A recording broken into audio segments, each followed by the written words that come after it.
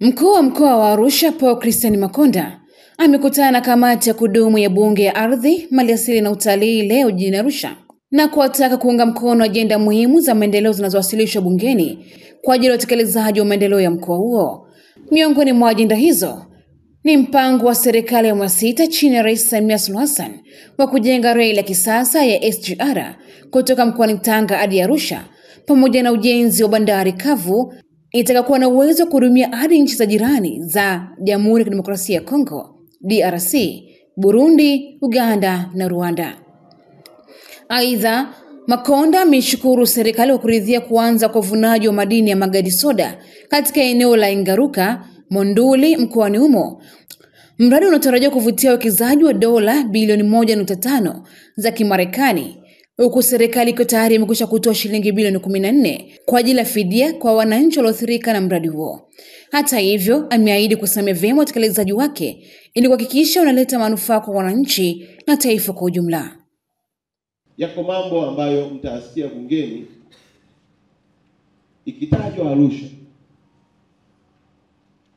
Mheshimiwa unasikia kama ikitajwa Arusha, mama unasikia. Yaani ukisikia tu kwamba tuna mpango wa kufanya tatu Arusha, wewe unga mkono hata usiulize kwa nini.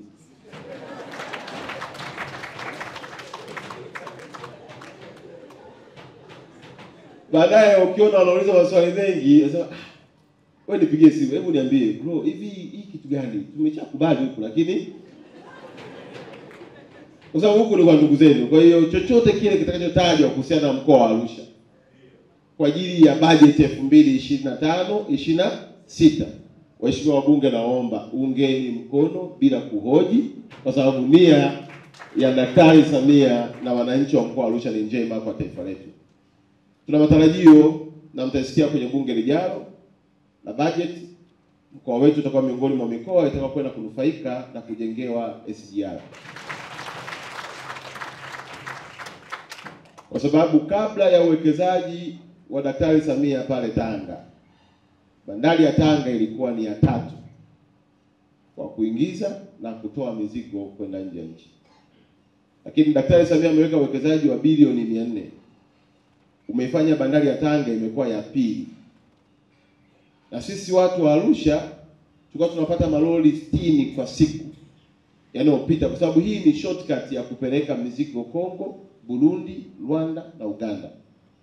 Na matokeo yake sasa tumetoka kwenye malori 60 kwa siku tumekwenda kwenye malori 600 kwa siku.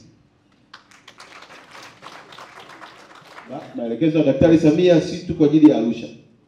Ameelekeza pia Tanga ijengwe standard gauge itakayotoka Tanga kwenda Msoma almost karibia kilomita 500, na kutoka pale Msoma kwenda Uganda ni kilomita 160.